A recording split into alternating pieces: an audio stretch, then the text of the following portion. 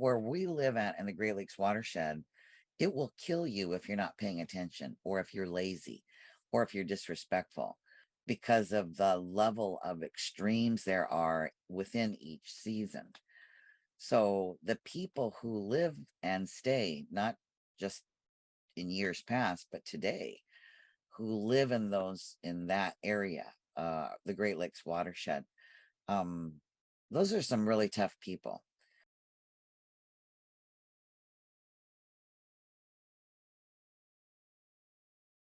We're corn people, and we're still corn people. We have our own traditions.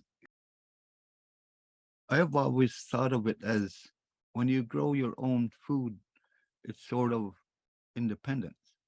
Because if anything happens, you got your stored food already.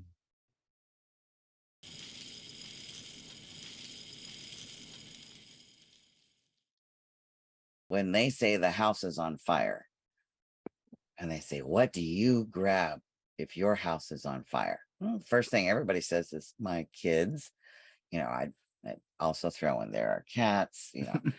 I hope my purse is laying around somewhere, but I'll leave it behind if I have to. Shoes would be good, but I can still do without those if I have to. And we have our lists in those situations, and all of the situations that our ancestors were in, 100% of those situations, they grab kids and they grab corn. Our corn has been with us for thousands of years. It's called Tama Flint because it's very unique. It is an ancestral crop. There were other species that came from that. And genetically, it's a very distinct corn, which means we've taken it with us. We're not just talking about it. We actually have transported this crop with us. And we started in Lake St. John in Canada, you know, 10, 15,000 years ago. Maybe the corn wasn't with us then, but all the places we've moved to and back to and down from and over, and all the ways that we've gone over these last 15,000 years, we picked up this friend, and it's come with us everywhere, even when it was only one of the 2 or 3 things we could carry when we were running for our lives. So that's how close we are to this corn.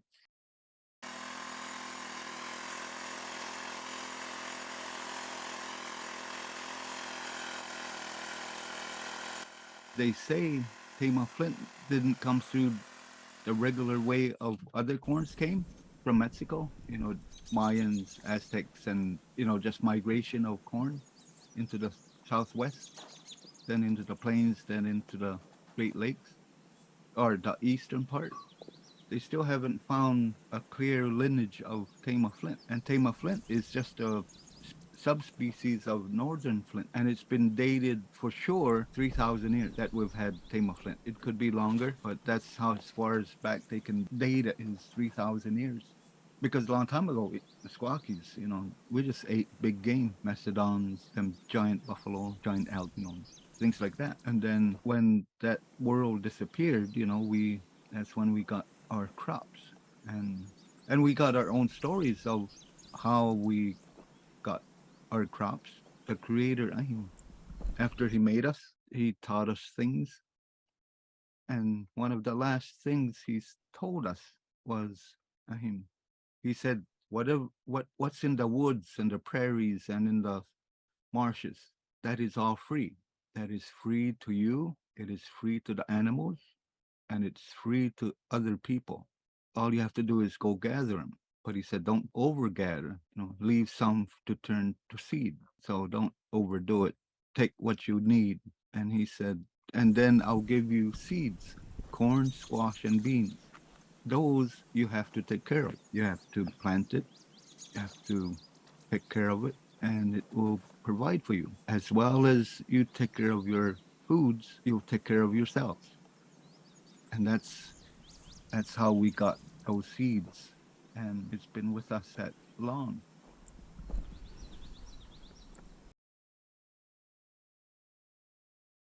It's been so important to us when people try to destroy us, like the French said, when you attack a Meskwaki village, if you can, kill all the people first, then burn all their houses,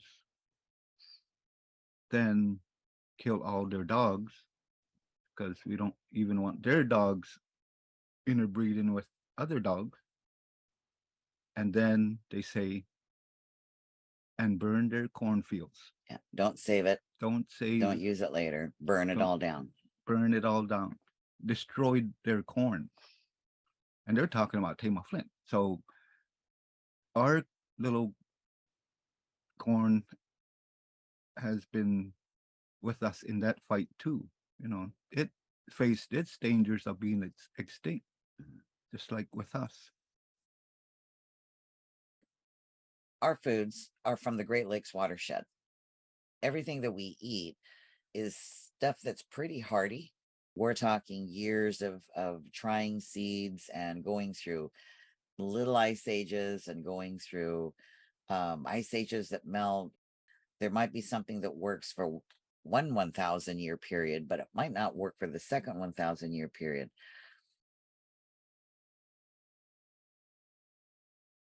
And you know what's interesting is in the 1800s, they were planting 2 crops of corn in each summer.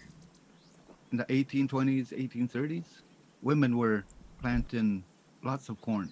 Huge acres and acres, thousands of acres of corn. We're talking a lot of corn. So when they harvested, they saved for what they needed, you know, for a year or two of corn, and the rest they sold to the trader. The women made a lot of money. It was the women that were making the money and saving money to buy land back. They say that it was written that so much corn was being shipped to New Orleans that on the Illinois side, the white men were looking and they see money. Go, hey, that must be good corn country. So the Black Hawk War and then finding out that it's women who are doing it and profiting from it, that's when the traditions start getting affected. Not with us. It was always Cuckoo's Garden. So we have a tradition, and we're not saying men can't have their own gardens. I know bachelor men, I know families, they're just as integral to that garden. But even a married couple together, in the end, if a woman says, no, everybody needs to come, we're doing corn. We're doing corn on Saturday. Then you do corn on Saturday. Sometimes the issue of corn can be healing. Talking about corn can be healing because there are some people who feel like their gender isn't appreciated in their family, in their tribe, or maybe that they're different. And it's a good time. Having that garden is a good way to talk about it. For example, we have this rule of, and we're very open about whether women, oh, are you having your period? And people who aren't from our tribe are really put off by that. What? What did you ask me? Traditional families that have gardens, it's really important because if a woman's having her period, if she goes in there, it's not her dirtiness that's going to affect it. It's the power is going to affect it. And you have to stay out, stay away. Its energy is going to go into you instead. The women's power is so strong. It's so strong because women give birth. You know, create life. That's about life. As holy as you get. And men can hunt, go to war, but we can't give life. What they used to do is they had their own pots and pans. They had their own place that they would cook. There would be sometimes a group of girls together, young girls. They would learn how to cook. Maybe there was an older woman that went with them, and they ate corn. They just didn't eat the corn and the food that everybody else is eating. They had their own food. I think we need to be careful as Indigenous people that we miss the point of why something is holy. Why is it sacred? If it's so sacred because it's so special and it was a gift and it was perfect for us, and we need to return to it to stay healthy, then we need to be more common with it. Our corn is a community-minded plant. They like to touch and Pollinate. pollinate because our corn is part female, part male. So It's the baby. they pollinate each other because some of the corn is male, some of it is female, but it's a community plant. We provide the space and we pray, please grow as strong as you can so that we can be strong. And when you go into your corn in your field, um, it's funny because you have to talk to it. You have to share your thoughts and your prayers, and you have to flatter it. Oh, you're so pretty. Oh my gosh. Look how pretty you are. Look how tall you are. It's got to be sincere. I mean, you can't be making it up. But the idea of you communicating and being encouraging and supportive is very real. And it falls into that same overview of not only being spiritual, but also being respectful and understanding. If you're neglectful of this part of your life, it's gonna have a domino effect, and it's gonna. Because I mean, our crops, our main crops, we were given those crops to be companions Mhm. of us. Yeah. We take care of them, they take care of us. When I'm in a garden, my garden, anybody else's garden, I can't help but remember. It's like it's made for memories, and I can't help then but to share them. Whenever I'm in the garden, it's like time disappears or something. I think it's good for the kids to see us actively remembering and actively valuing this. It's ingrained in everything: eating corn, saving corn, corn seeds. If it goes through a rough time, unexpected storms,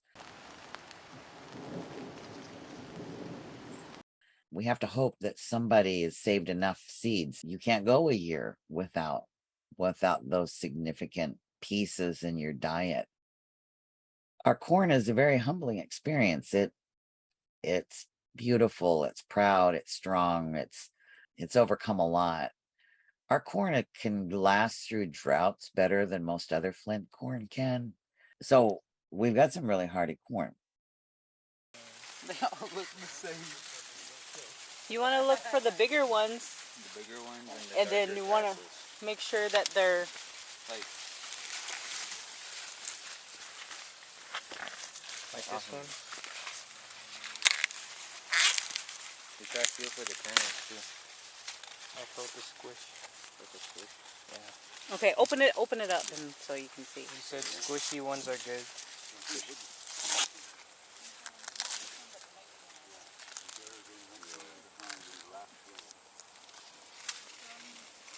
Yeah. And then you can touch them, and then they're soft. Yeah.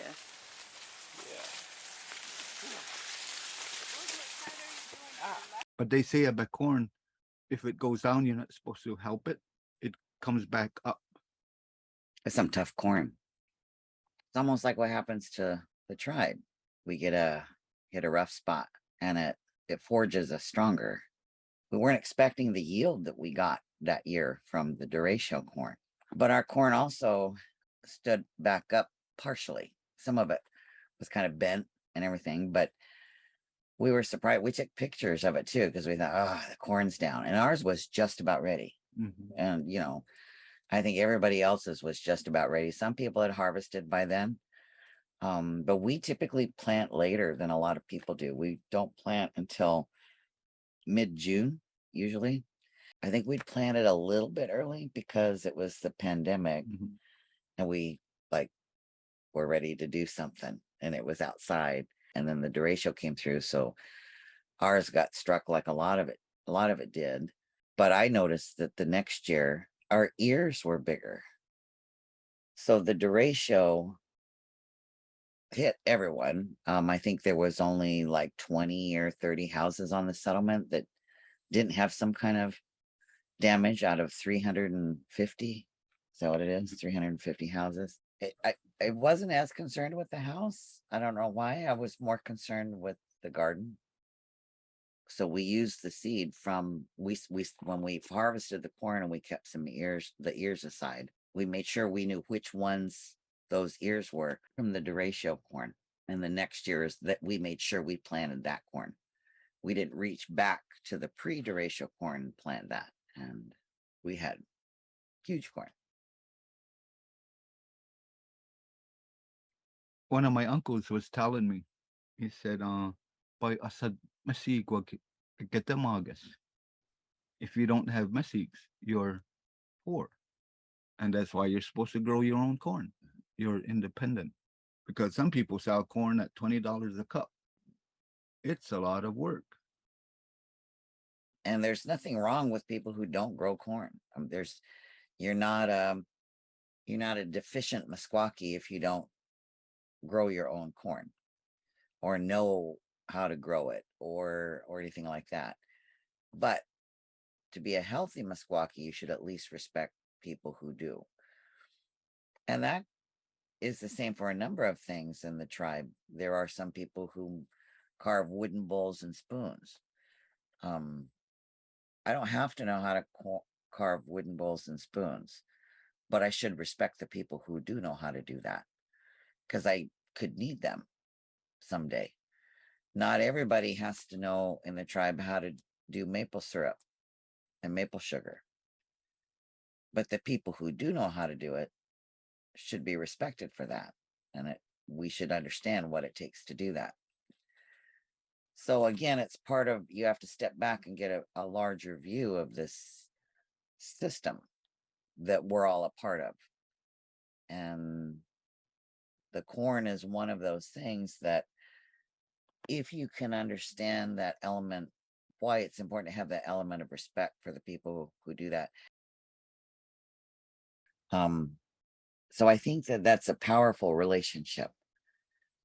And I think one of the things why we imbue our children with this idea of corn, and it comes up at the table and it is in our religious feasts. And we argue about our corn. We argue about, how you should plant it, when you should plant it. That's a big thing too. Our corn dialogue in our common Meskwaki lives is actually pretty frequent. It comes up more than what we realize. And the people who have kind of fallen away, even something happens in their family and they need corn for the funeral to feed people or to feed the grave diggers, and they don't grow corn. Their family's fallen away from having a active corn tradition. They still know enough to go and say, help me. They're not saying, give me a hug because I'm going through a hard time. They're saying, can you please give me corn? And if you have that food, that's what you do to help people get through this tragic time in their life where they've lost someone. So the corn is it's a healer, and the corn is the start of that healing process because it's food. They need to go on eating. They need to stay healthy, even if they just want to curl up and stop breathing, just because their heart breaks so much. Having the corn, giving it as a gift for them to use when they need it. Maybe they don't want to cook it right then. Maybe they want to do it for the adoption or something like that.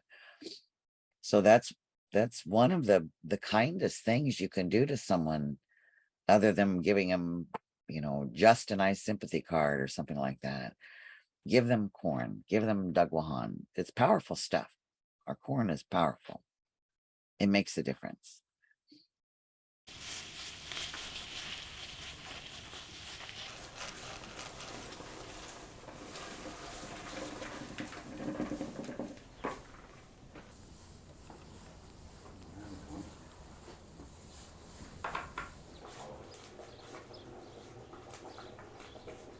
You hear a lot of indigenous communities talking about sacredness of their traditional foods.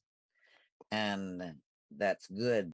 That's a reason. That's a sound reason to be protecting your foods, protecting it from cross-pollination, treating the habitat well so it's healthy in a natural way, not using chemicals, being respectful of the processes that our foods come from. It's good to think of it in a sacred way.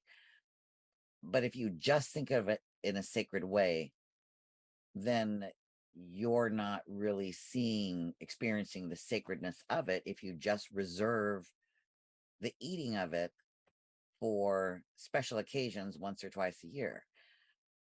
Our food is sacred because it's for supper. We're built for this food. When you're cooking it, it takes a long time to cook. It's not sweet corn, which is just basically sugar and water. This is like a bean almost. It's hearty. It's got so much packed with nutritional value. It's great food. It really is. And so I thought I'm busy. I don't have time. Wait, I have a crock pot. So I'd soaked the corn, water the night before. I treated it just like a bean and drained it, threw it in the crock pot, couple pieces of chicken, filled it up with water, put the lid on, put it on low, came home in the evening, and we had mess eggs, for supper. It was really good too. And so I was talking to someone, and an older person, it was actually an older woman at that time. I was younger. She said, you can't cook corn unless it's over an open fire. And I said, if Meskwaki women had crock pots and electricity 500 years ago, believe me, everybody would have used it. Don't tell me I'm not doing it improper. My family is eating it for supper. Your family is having a cheeseburger. So anyway, she quit talking to me about it. And what's funny is everybody tried it. It wasn't just me, but I'm just the one talking about it. I'm okay. I'm Susie with the crock pot, and come to find out there's a lot of people that do it. And it's those naysayers that say there's only one way to do it correctly in the traditional way. The only thing you can do against tradition is not to have corn. And if you can't grow corn because you live in an apartment, you have to be nice to the people who are growing the corn. You have to be respectful. Again, that's part of the respectful. So that's part of that whole, when I say food system, it's not just about the corn seed. It's not about how much you know about your tradition. It's really about the doing it. As long as you are doing it, if you're engaged in some way, even if it's just that you're respectful of it, you're not growing it, but you have it. Maybe you have it for when you go home once every few years or something like that. And as long as it's registering you and you're respectful of all that went into it for thousands and thousands of years, and that it was our corn was hunted nearly to the brink of extinction along with us. And it was targeted just because it was our corn. When you be respectful of that, it has sacredness already, whether you are the one taking care of it or you're the one eating it. If what you can do is protect the earth so other people can grow it, then step up and protect the earth. So the interesting thing about our corn is our relationship we've had with it is a long time. Tama Flint hasn't changed very much at all. Of course, we really haven't moved that much. We're on the very edge of our bioregion right now, which is just on the other side of the Mississippi River. We're still in the Great Lakes watershed area. We look outside our door and we're seeing much of the same weather, the patterns, the timing. If we moved even a little further west, like to Kansas, which is one of the reasons why our tribe did not want to move, because the whole structure of the world changed. And so that's part of why we have fought to stay. We feel like we're still in our homeland. We can live anywhere in the Great Lakes watershed and be at home, whether it's north of the Great Lakes, south of the Great Lakes. If we have that, we have our food that's made for us. We can withstand anything, including an entire standing army from Europe. That's all we need is our food and each other.